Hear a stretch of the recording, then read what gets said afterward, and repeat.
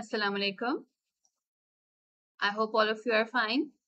This is me, Dr. Faiza, with the very first lecture on the general endocrinology. We are here for you with the crash course of anatomy and physiology, specifically designed for head and neck anatomy, endocrine physiology, and special senses physiology. So today I'm going to start with the endocrine physiology. We are going to start with the general endocrinology, and we will be getting through different topics one by one. I will be giving you the references from the standard textbooks which we are using for covering this course material. Most importantly, Guyton and Hall textbook of medical physiology, 14th edition, chapter number 75. Also, I will be covering chapter number 16 from Ganong, chapter number 18 of Sherwood, and chapter number 7 of BRS Physiology. Mostly the basic content is from Guyton and rest are the reference books point to point. So let's start our topic for introduction to endocrinology. Starting from what chemical messengers are. There are different types of communications among different body cells. One type of communication can be via the chemical messengers. Chemical messengers can be of many types. As in front of you are 4 of these chemical messengers. Let's start from the neurotransmitters that you all are very well wise of. What neurotransmitters are? These are the chemical transmitters released from one neuron presynaptic terminal, go through the synapse to attach at the postsynaptic neuron. These are the neurotransmitters. For example, acetylcholine, norepinephrine, dopamine, serotonin. Other type of chemical messenger that you must all be aware of by now are the cytokines. In hematology, you must have gone through this terminology. These are secreted by cells. Simple cells, these are not the endocrine cells, secreted by the cells into the extracellular fluid. And from the extracellular fluid, they can act upon other cells or upon themselves. We'll see in a while. In comparison, the endocrine hormones are the chemical messengers which are released by either glands or specialized cells into the circulating blood. Again, these can act in variety of ways: autocrine, paracrine, or endocrine. So both the cytokines and endocrine hormones can act in these three types of ways. Autocrine way क्या है? That the chemical messenger will act on the same cell from which it was produced. It can be a cytokine, it can be an endocrine hormone. Paracrine, the chemical messenger will act on the nearby cells. Endocrine, the chemical messenger has to go into the bloodstream to act upon the other cells, which most probably are going to be distant from the source of production. So cytokines produced from the cells, endocrine hormones produced from the specialized cells or glands, and the second compulsion is the endocrine hormone is going to be released into the blood. Lastly, a combination of neurotransmitter and endocrine hormone, you can see neuroendocrine hormone. It is secreted by neuron, but then is incorporated into the circulating blood, and then it is taken away to act upon a distant target organ. For example, antidiuretic hormone, you must all be very much aware of this from your renal physiology.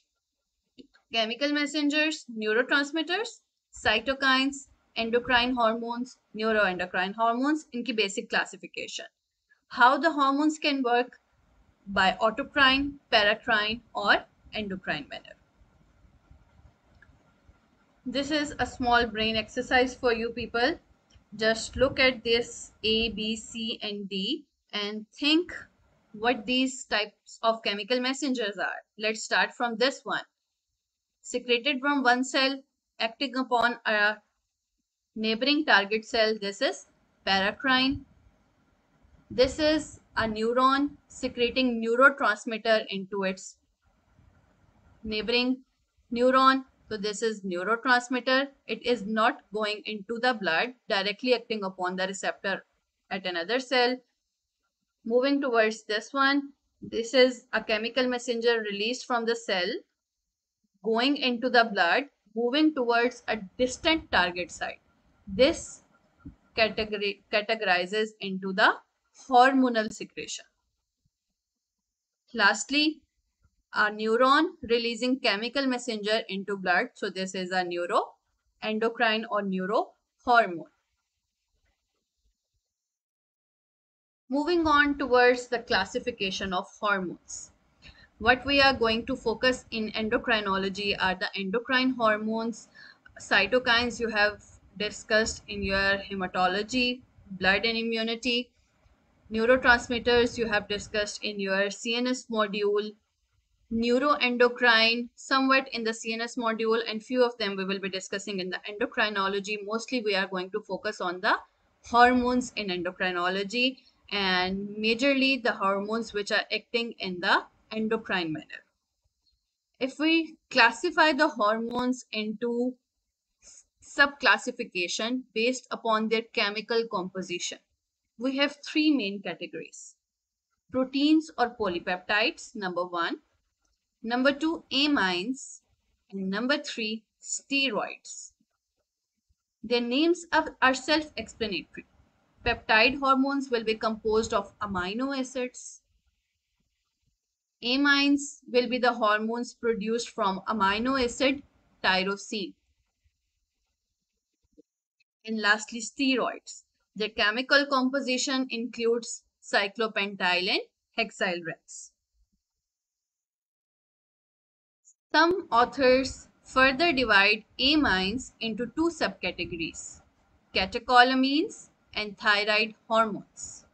Both of these groups are derived from the tyrosine amino acid, but based upon their different characteristics, they can be further categorized into two separate categories. So if you are asked about the classification of hormones, you can start from peptides, amines, and steroids, and further describe the subclasses of amines as catecholamines and thyroid hormones. If you just understand the chemical nature of these hormones, you are able to differentiate them based upon all those characteristics which you can see over here: solubility, structure, synthesis, storage, secretion, whatever. You do not need to ratify those, memorize those, rather you can guess all those based upon simply their chemical composition. So let's start from the first characteristic, which is solubility. Peptides, amino acids, proteins, you all know, are water soluble. Steroids, we all know, are lipid soluble. So hydrophobic, hydrophilic, lipophilic, water soluble, lipid soluble. तो solubility यहाँ पे जब हम बात करेंगे, we will be talking in terms of solubility in the plasma, because hormones ने secrete होना है and then they have to move around the body dissolved in the blood. The hormones which are soluble in water, they are soluble in plasma and they are soluble in the blood. So peptides are hydrophilic, they are soluble in plasma, whereas steroids are hydrophobic, they are less soluble in plasma. Also, the catecholamines are hydrophilic, whereas thyroid hormones are lipophilic. These two are going to be more soluble in plasma as compared to the thyroid and steroid hormones. You can see from the very first characteristic, amine hormones have different characteristics from each other: catecholamines versus thyroid hormones. Talking about the structure, we just discussed peptides are composed of amino acids, catecholamines are derived from tyrosine, thyroid hormones again derived from tyrosine, steroids are cholesterol derivative. Each steroid hormone will be produced from the cholesterol precursor. Tyrosine will lead to the production of thyroid hormone after iodination. Everybody knows the link of iodine with the thyroid gland. Catecholamines, again two types, catecholamines like epinephrine, norepinephrine, or endolamines like tryptophan derivatives, serotonin. Synthesis, where these are going to be synthesized. If you remember your cell physiology knowledge, proteins, amino acids are synthesized with the help of the ribosomes, either attached on the endoplasmic reticulum or free in the cytoplasm. Here we are talking about the proteins which are going to be secreted outside the cell. So mostly the ribosomes attached on the rough endoplasmic reticulum will be involved in the synthesis of peptide hormones and then further processing in the Golgi complex and endoplasmic reticulum and secretory vesicles. Steroid hormones, cholesterol precursor, these are mostly going to be synthesized within the smooth endoplasmic reticulum. Rest are the special cases. Catecholamines will be produced in the cytosol and then they will move into the vesicles for storage. Thyroid hormone, we will be having a detailed discussion on thyroid hormone, which are produced within the thyroid gland cells and stored within the colloid. This is something new for you that we will be seeing in the coming sessions. Storage. Protein hormones produced at rough endoplasmic reticulum, processed in Golgi complex and then stored within the secretory vesicles. Catecholamines again stored within the vesicles. Thyroid hormones stored within the colloid. Secretory vesicles, colloid. This is something special. Steroid hormones are not stored. They are synthesized upon the stimulus and then released. What can be stored is their precursor. Cholesterol can be stored within the cell, but not the steroid hormones. I have highlighted it because of its sheer difference from the other hormones. Secretion, peptides secreted by exocytosis of secretory vesicles. Vesicle will come, dock, prime and release its content outside by vesicular transport. Same for the catecholamines. This is different for the thyroid hormones. Endocytosis seems controversial right now. A hormone is to be released outside the cell and it says endocytosis. Why? This we will be discussing in our coming sessions. Colloid is something present outside the thyroid glandular cells within the lumen. Once the thyroid hormone is to be released, it is endocytosed into the thyroid cells and then exocytosed at the other border of the cell. Whereas steroids, as these are lipophilic, lipid soluble, they simply diffuse through the cell membrane and go outside the cell. A major difference that you can simply explain based upon their chemical composition. Moving on towards their transport in the blood. Those hormones which are water soluble, easily soluble in plasma, they can travel within the plasma by themselves. Whereas the lipophilic hormones, which are not soluble in plasma, they need some vehicle to transport them through the blood.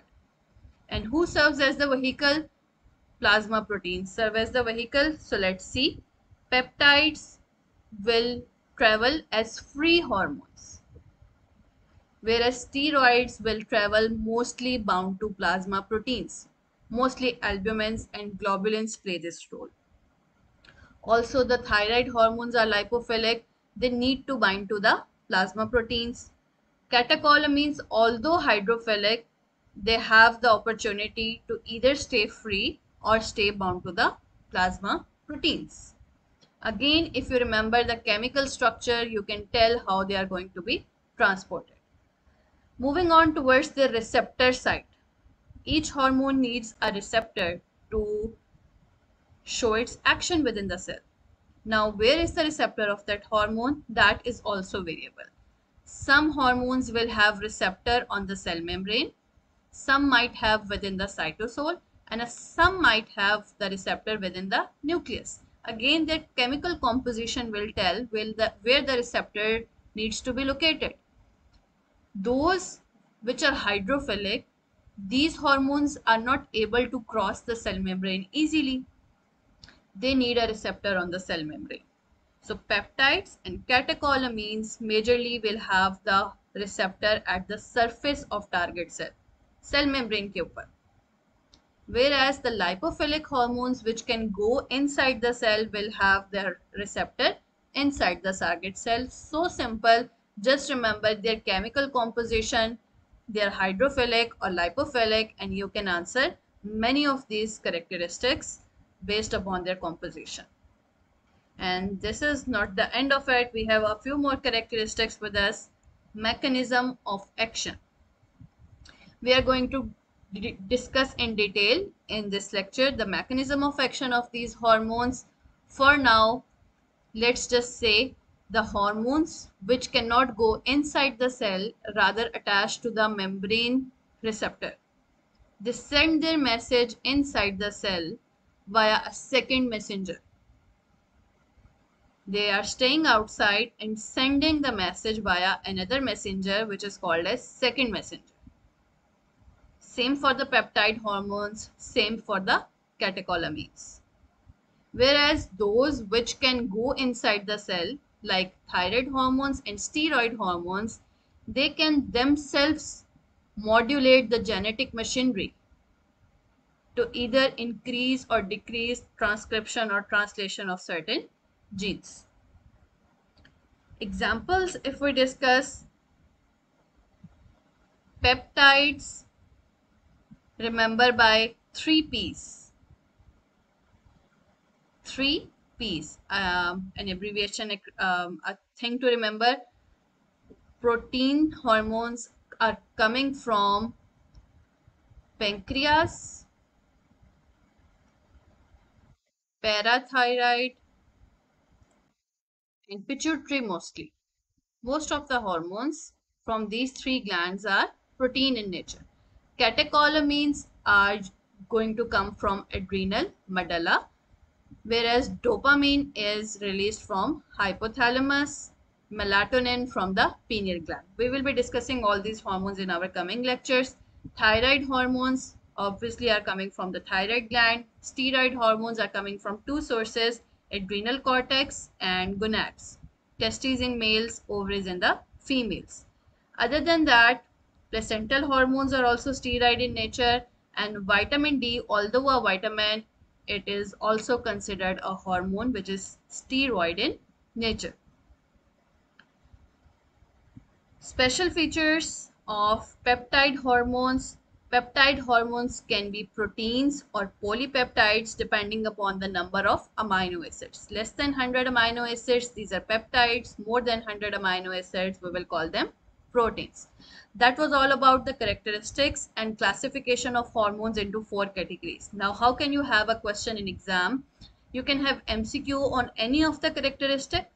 You can have an SCQ to describe the characteristics of certain family. For example, peptide hormones, steroid hormones, and mostly a higher cognitive level SCQ will ask you to compare any two categories of hormones. Compare peptide versus steroid hormones. Now you have a list of the characteristics based upon which you can compare any two categories of hormones.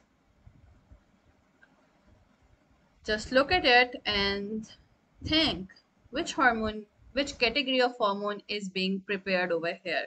If you like, you can comment in the chat box. I would like to know, is this protein category, steroid category, catecholamines, or thyroid?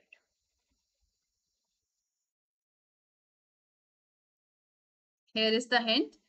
Rough endoplasmic reticulum, processing and the Golgi complex, then secretory vesicles, and then exocytosis. So these are peptide hormones being synthesized within the cell. Moving on towards another category of tropic hormones. We have seen 4 categories of hormones. This is something new. Tropic hormones. What tropic hormones are? These are the hormones which are not going to go have an action directly at the peripheral cells. Rather, they are going to modulate the hormonal secretion of another gland. For example, All the hormones, almost all the hormones released from hypothalamus go to the pituitary gland and modulate the release of the pituitary hormones. They are not stand-alone units. Thyrotropin releasing hormone is not going to go to the periphery in the cells and increase the rate of metabolism. Rather, it is going to go to the anterior pituitary to cause the release of thyroid stimulating hormone. Similarly, rest of all these hormones are going to go modulate the release of hormones from the pituitary gland. Such hormones are known as tropic hormones. Similarly, from the interior pituitary, there is a list of hormones you can see. Except prolactin, rest of the hormones of anterior pituitary are again tropic hormones which are going to go modulate further endocrine glands. For example, thyroid stimulating hormone will stimulate thyroid gland, adrenocorticotropic hormone will stimulate the adrenal cortex, so on and so forth. We will be discussing those one by one in our coming lectures. A long list of glands in the first chapter of endocrinology in Guyton. The good thing is you don't need to worry about it or read it right now. You are going to have exclusive chapters on it in the coming sessions. So just let's go through it and move towards the general principles of endocrinology. There are few principles of endocrinology. If you understand by now, you will be able to answer many abnormalities of endocrinology in the coming sessions. So let's see what our first rule is. Hormone secretion occurs after a stimulus. A hormone may be synthesized or released upon the stimulus. Proteins, catecholamines, and thyroid hormones will be released from their storage, whereas steroid hormones will be synthesized upon coming of an adequate stimulus. Stimulus can be positive or negative, which can increase or decrease the production of hormone. Duration of action of different hormones, again we can generalize this. The hormones which are bound to proteins, for example steroid hormones and thyroid hormones,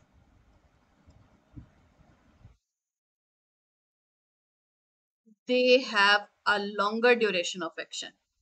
They are catabolized later, they are cleared later from the body because protein is protecting them. They are not easily filtered in the glomerular capillaries.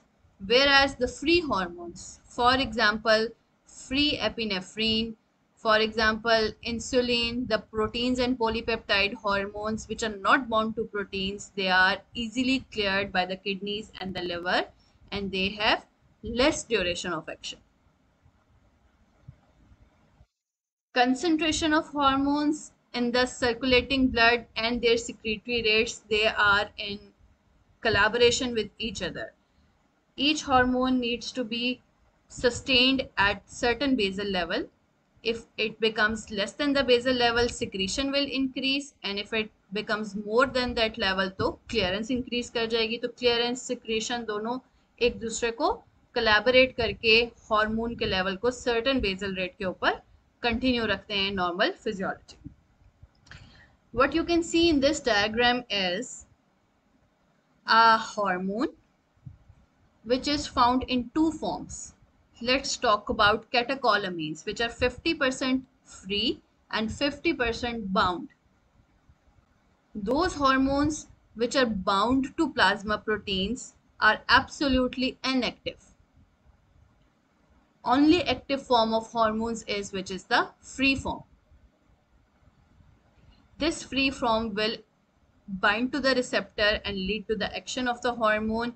This will have a feedback for the synthesis, secretion, degradation, uptake. Everything is going to depend upon the free state of hormone. Rest of the bound form of hormone is there for two purposes.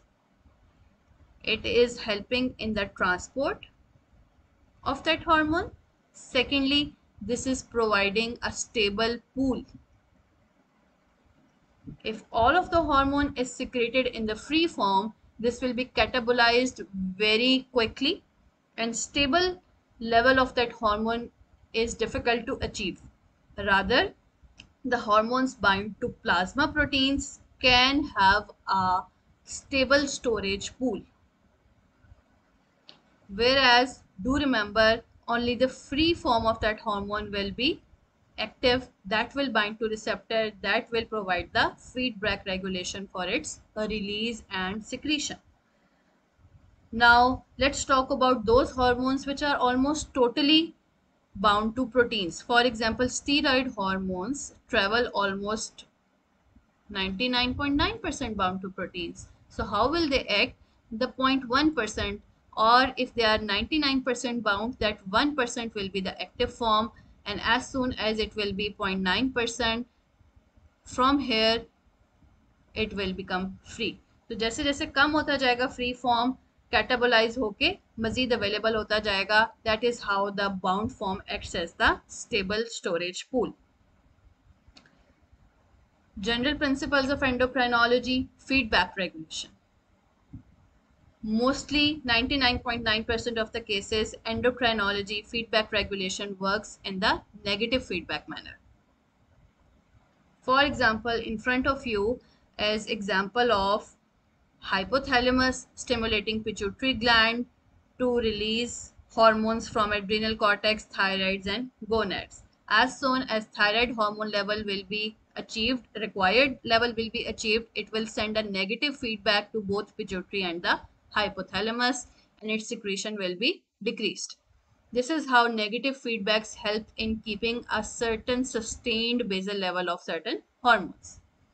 But there is example of positive feedback in endocrinology too. If you remember from your knowledge of reproductive physiology, luteinizing hormone has a positive feedback at the mid luteal cycle, at 14th day of female reproductive cycle. Despite the high estrogen levels, estrogen provides a positive feedback which leads to the luteinizing hormone surge. So an exceptional example of positive feedback in the endocrinology. This is again a negative feedback example of release of antidiuretic hormone in response to increased blood osmolarity.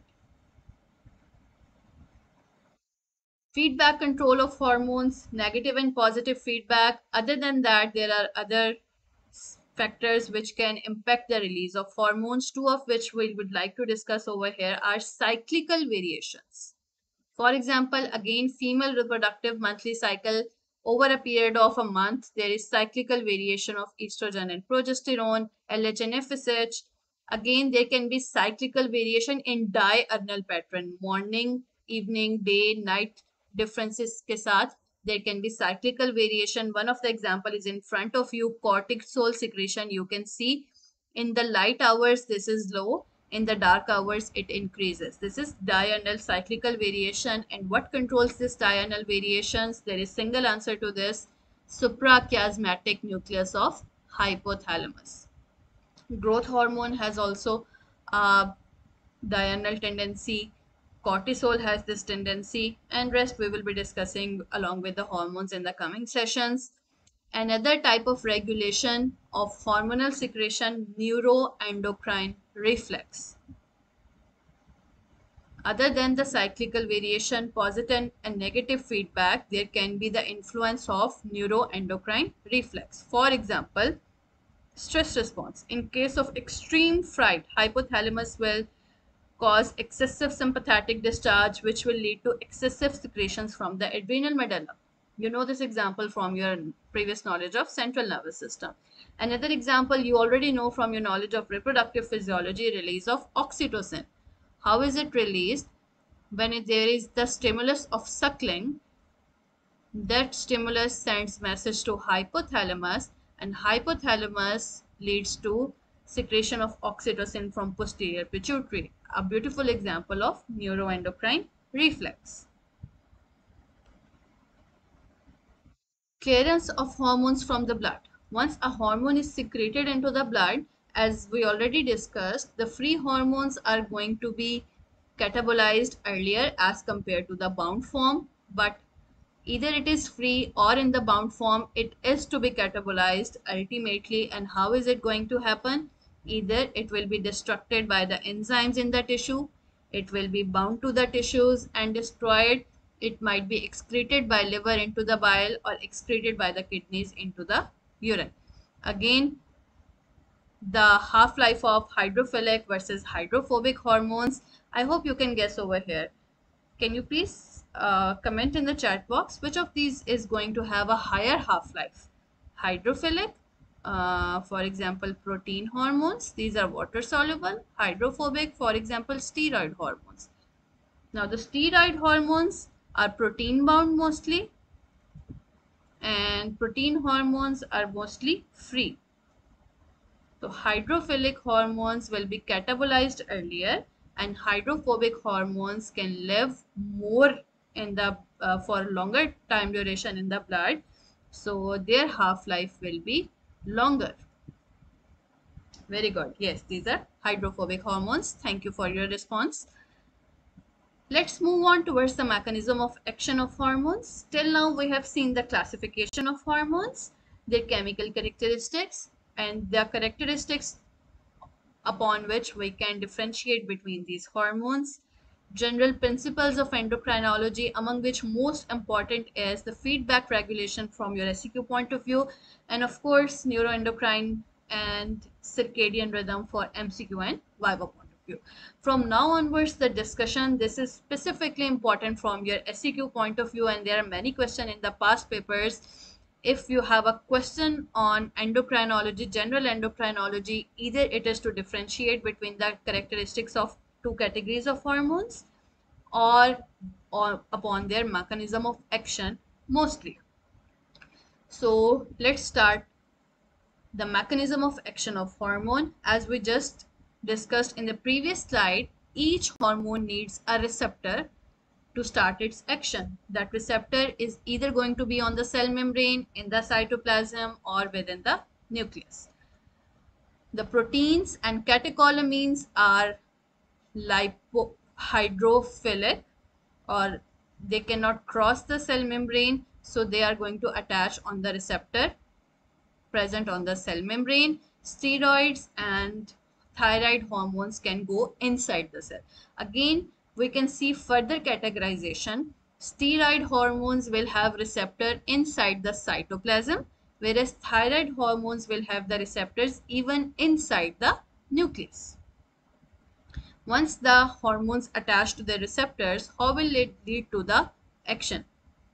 This is what we are going to discuss in detail in the coming slides. Before going to the next slide, let's discuss this fact: upregulation and downregulation of receptors. For each hormone, how many receptors are going to be there? For example, there is an obese person and a very thin-lean, energetic, athletic person.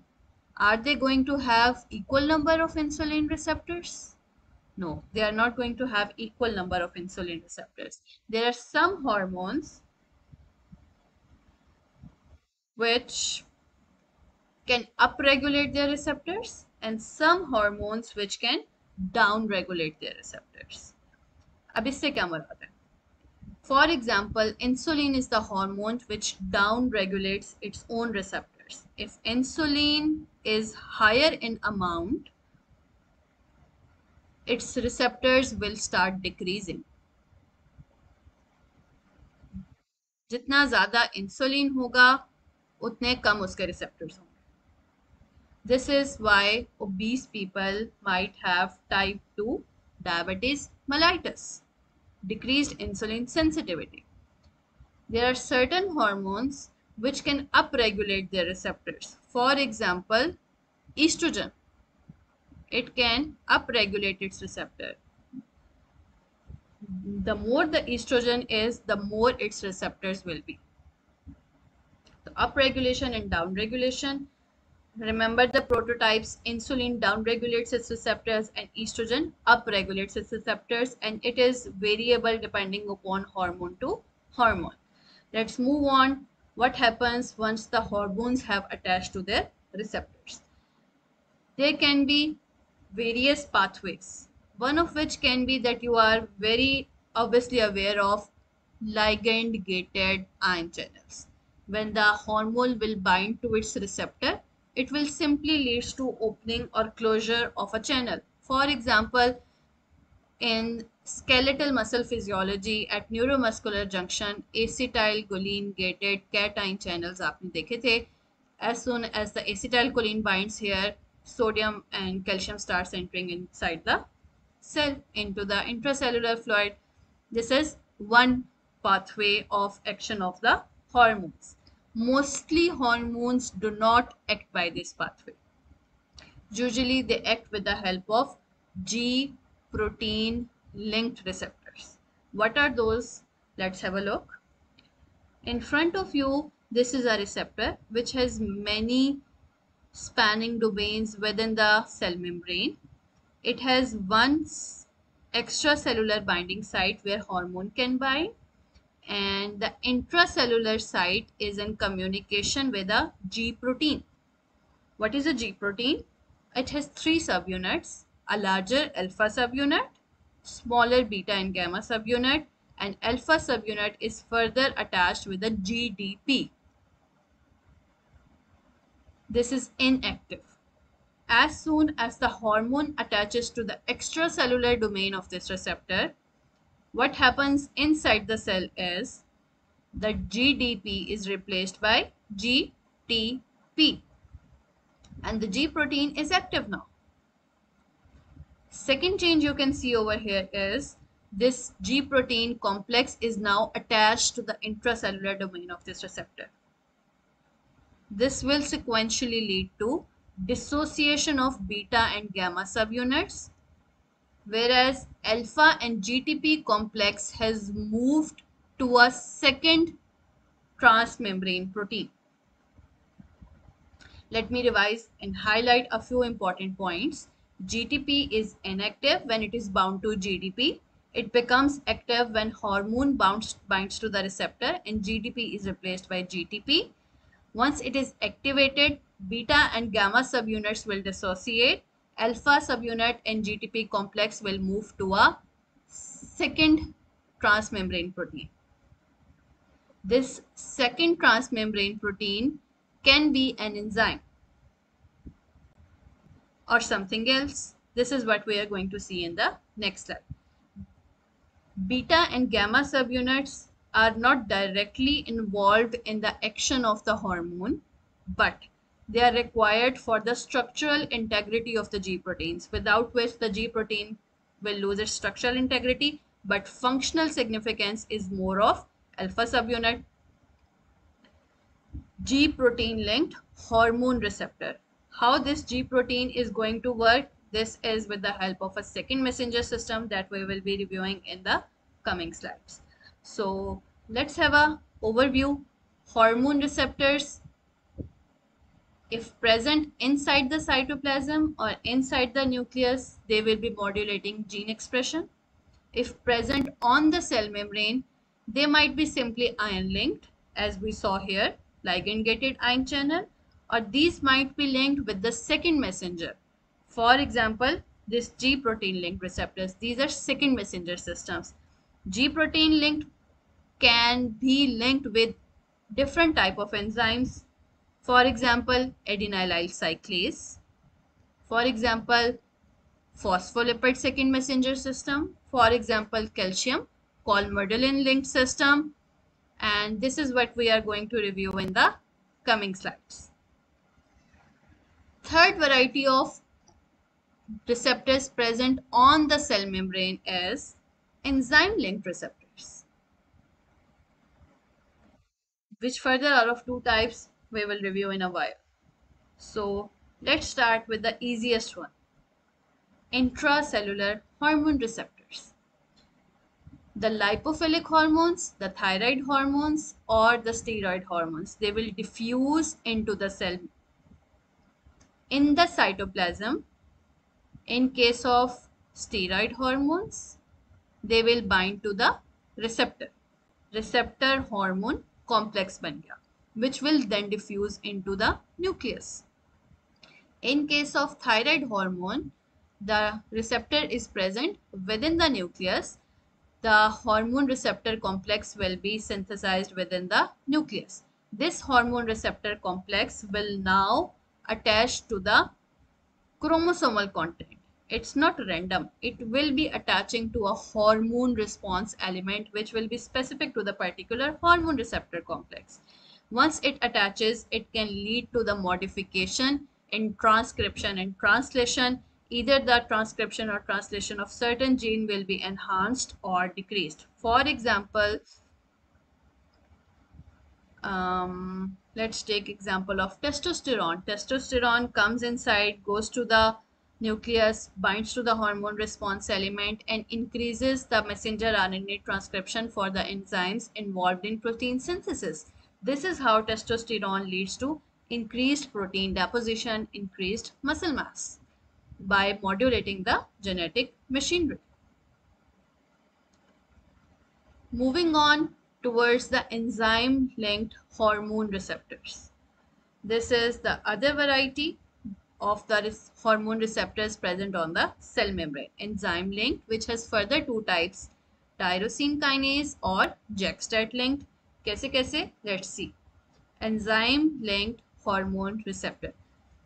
You can see examples of two receptors over here, nerve growth factor and insulin receptor. Let's discuss the insulin receptors. This is the prototype. You are mostly having a question on insulin receptors when you have to be asked about the tyrosine kinase receptors.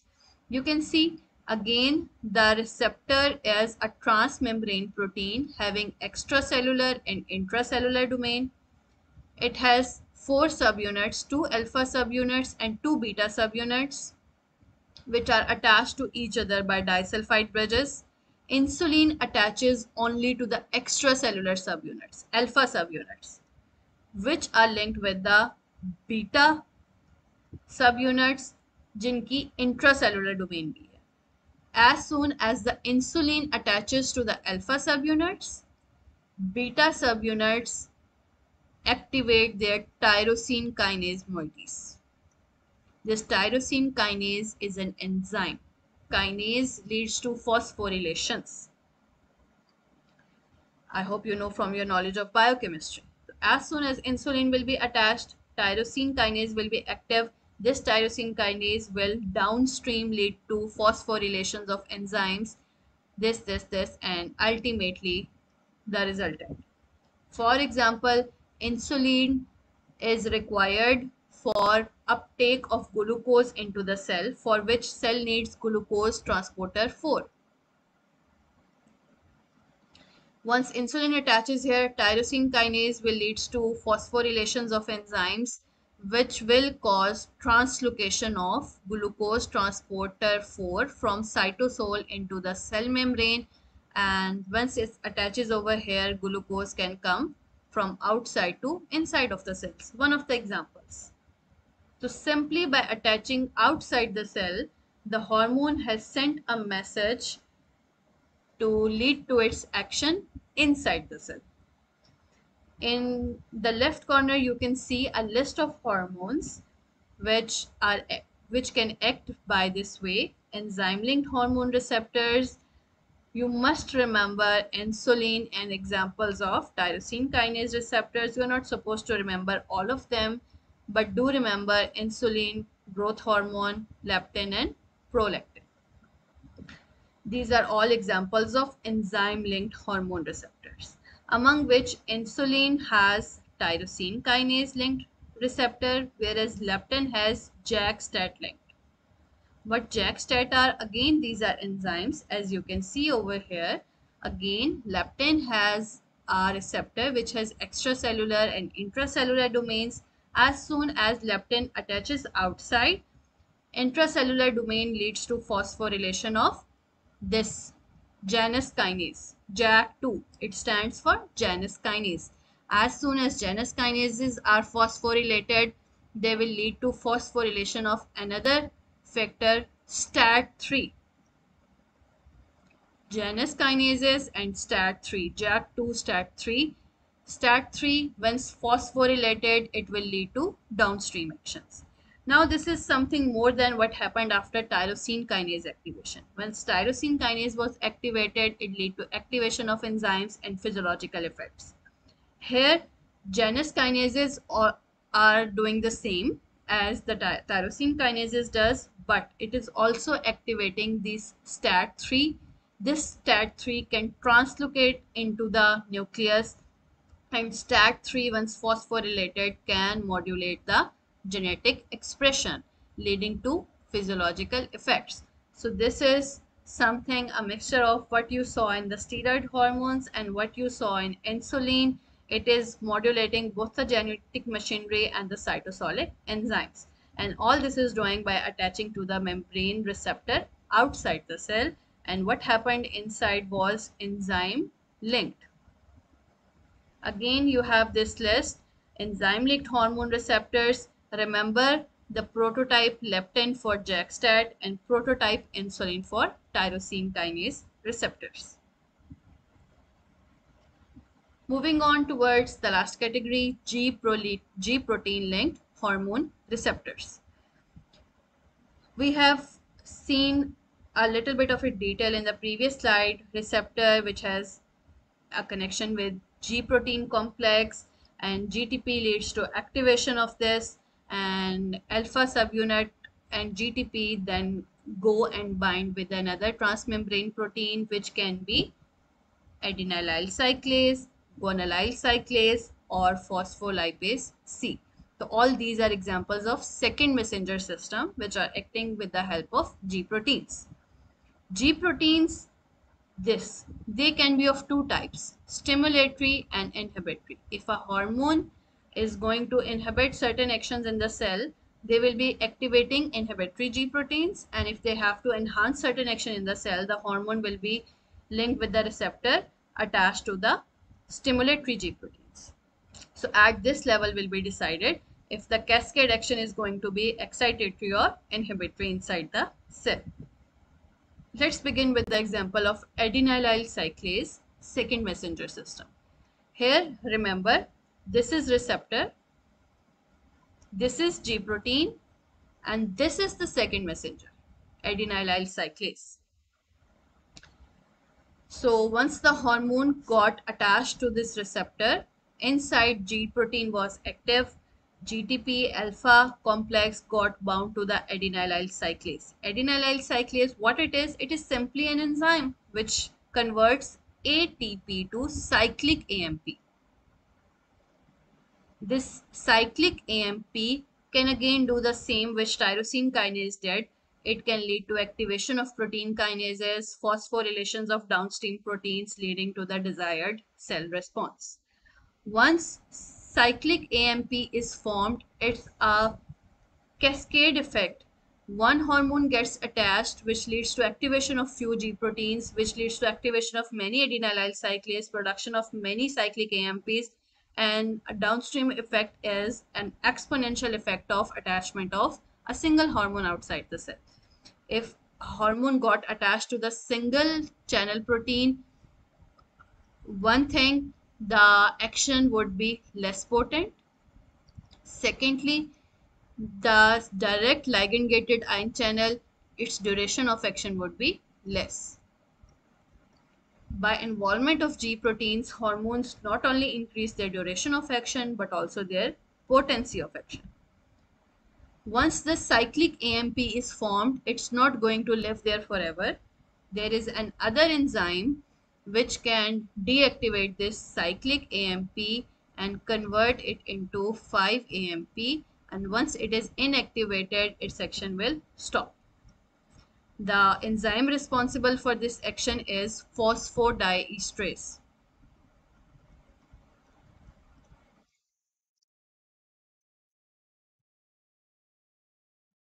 Phosphodiesterase, it cleaves this cyclic AMP into inactive AMP, 5-AMP, और उसका action खत्म हो जाता है.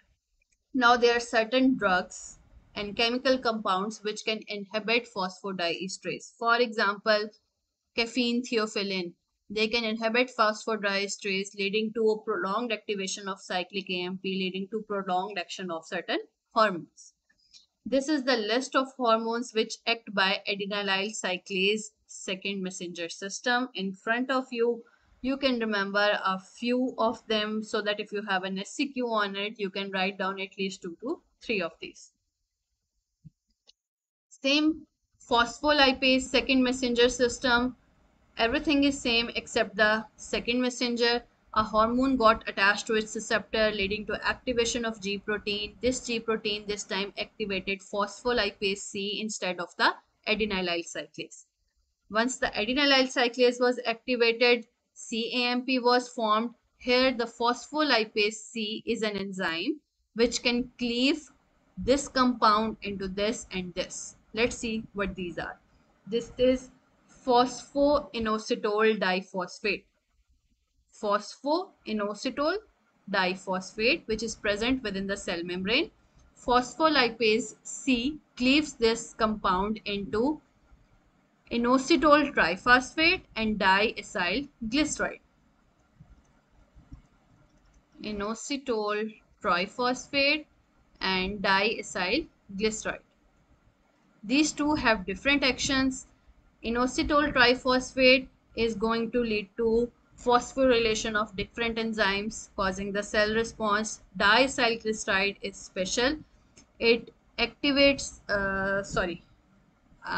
it's wrong. Diacyl glycerides lead to phosphorylations of downstream proteins and cellular response, whereas inositol triphosphate, this is special that it can lead to release of calcium from the endoplasmic reticule.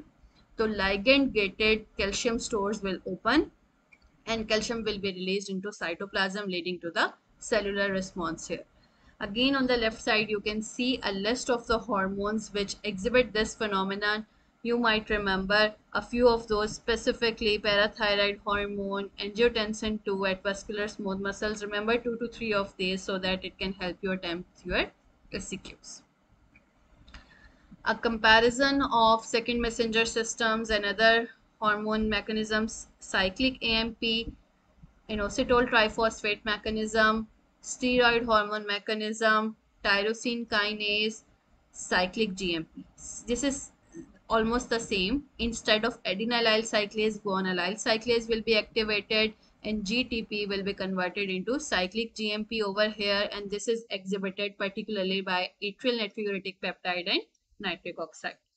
Once you have gone through the endocrinology of all the endocrine glands, a few of these hormones you might be remembering by yourself. It is difficult to remember these by now, the whole list of it, once you are not even aware of these hormones. So take it slowly and steadily, and you will be memorizing these by the end of your endocrinology module. Okay, principles of endocrinology, mechanism of action हो गया. These are few important concepts जो कि accessory concepts हैं, not asked in exams directly, but high scorers might need to know these peculiarities. So let's discuss permissiveness, coming from permission.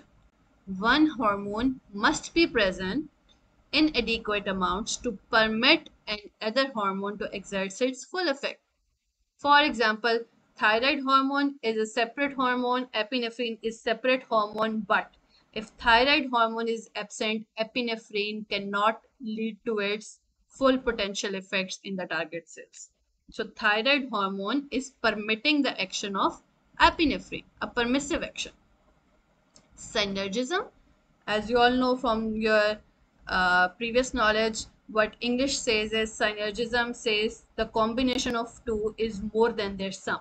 So when the action of several hormones are complementary and their combined effect is greater than their sum. For example, follicular stimulating hormone stimulates sperm production, testosterone also stimulates, but in combination they have a synergistic effect. Antagonism, also evident by its name, same a hormone is opposing the action of other hormone, and you remember by your previous knowledge of reproductive physiology, progesterone is antagonizing the action of estrogen on the uterus during pregnancy to decrease its contractile potential. Permissiveness, synergism, and antagonism along with examples. Moving on towards the measurement of hormone concentrations in the blood. There are two methods given in Guyton physiology: radioimmunoassay and enzyme linked immunosorbent assays. Remember their names and few peculiarities if somebody asks you. You might have a very less likely an MCQ on it, usually not asked in the SCQs. So let's see one by one what radioimmunoassay is. Radio for radioisotope, immuno antigen antibody, and assay is to measure. So if we have to measure a certain hormone, let's say hormone X in the serum sample, first we need an antibody that can bind to the hormone. This is synthesized artificially. This antibody is then mixed with the serum sample. We know we have taken certain concentration of antibody and we added the serum sample containing hormone X to it. Plus, we also add this same hormone from outside. This hormone is also present in the blood sample, and also a hormone, same hormone X is added from outside, but the difference is this is radioisotope labeled. तो हम इसे कह देते हैं tagged hormone add कर दिया. Now this is a combination of this artificially synthesized antibody, serum sample containing hormone, and radioactive tagged hormone. Now what will happen? The hormone will try to bind with its antibody. Also, this radioactive tagged hormone will try to bind with this antibody. Both will have a competition. What we need to be careful is the antibody should not be in such a great concentration that it gives enough opportunity for both of these to bind. Antibody should be less. It should allow some of the tagged antibody to bind, antigen to bind, and some of the sample hormone to bind. Next, what we will do is we will measure it. For example, calorimetrically, spectrophotometrically, how much antigen antibody combination is there. What we will do is we will measure antibody and tagged hormone combination. Antibody and tagged hormone combination.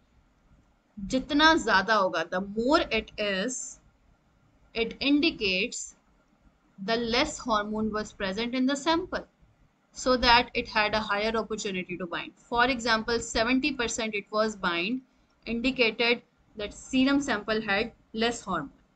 In comparison, if the tagged hormone and antibody complex was only 30%, it might indicate that serum sample had a very higher concentration, so that the tagged hormone had a less opportunity to bind. What you need to know over here is that you are going to have a combination of hormone from the serum, radioisotope labeled hormone, and antibody. And by the combination of radioisotope with the antibody, you can indirectly estimate the concentration of hormone in the serum. One way. This is converted into more sophisticated if we use this standard curve.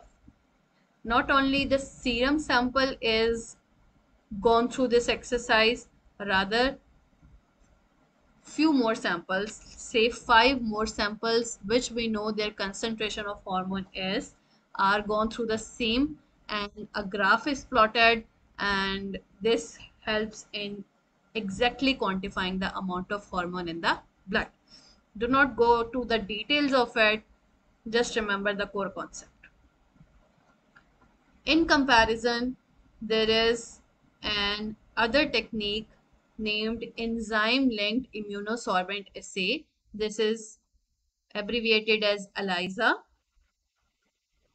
This is more recent, more accurate, more cost effective, does not use the radioisotope, it can be automated. This is all given in the guidance. Its advantages, this you need to remember, this is used more now as compared to the radioisotope assay, and also it let's see, चलें इसकी detail देख लेते हैं यहाँ से होता कैसे. What you need is an enzyme kit. This enzyme kit has already antibodies attached to it. This is a kit. It has 96 wells and each well has already attached antibodies to it. Once we add the serum sample to it, the hormone attaches to the already present antibody. Number one step. Number two, exogenously another antibody is added which can bind to the hormone but at a different site. Number three, a third antibody is added which can bind to the second antibody, and this antibody also has an enzyme attached to it. What this enzyme will do, this will convert this substrate. Once we add number 4 step pe, will change its color to this product. By measuring the color change spectrophotometrically, the amount of hormone in the serum sample is estimated. You need to remember is it does not involve radioisotope and it has addition of 3 levels of antibodies, and the last antibody we add is attached to an enzyme which can change the color of a substrate by converting into its product, and this gives us the idea of how much is the hormone in the serum sample. That was all about the measurement of hormone concentration in the blood. That's all in the general endocrinology by Guyton and Hall physiology. There are a few more concepts given in genome review of physiology which will help you understand the coming concepts which we are going to have in the next sessions. So let's review those in 2-3 minutes. The endocrinal disorders that you are going to encounter in your professional life and for now in your academics are of 2 types, of hormone excess or of hormone deficiency. Symptomatically, if you see certain person is having a deficiency of a hormone, for example insulin hormone, next step you will do is symptomatically insulin deficiency lag rahi hai, you will order to check the serum levels of insulin. You can be having patients of 2 types in this case. Either the patient had deficient production of that hormone, or the production of hormone was normal but its function was abnormal. Let's discuss these one by one.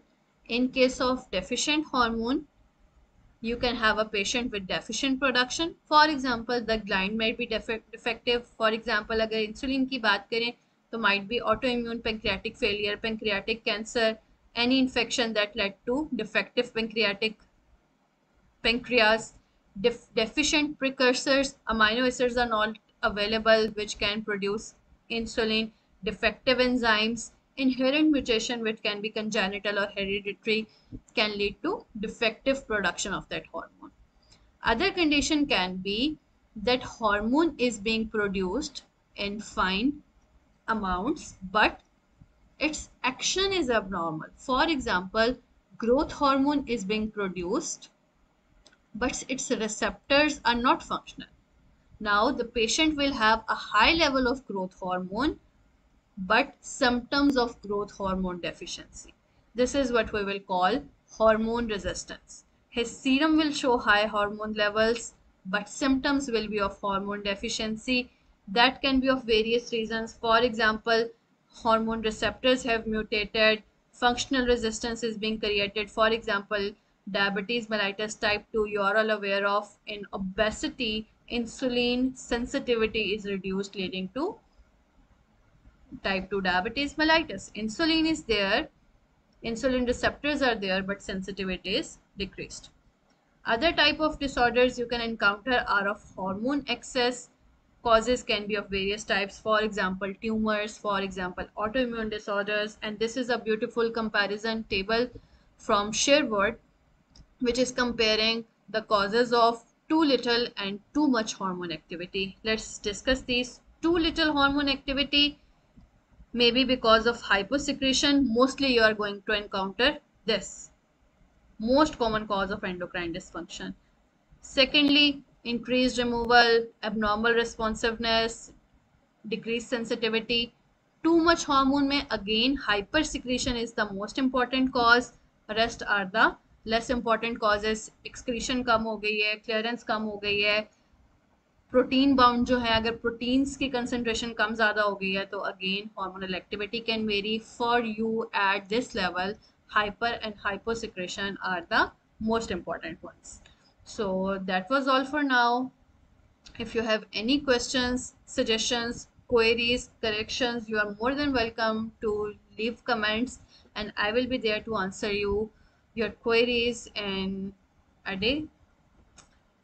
So I wish you all the best and take care.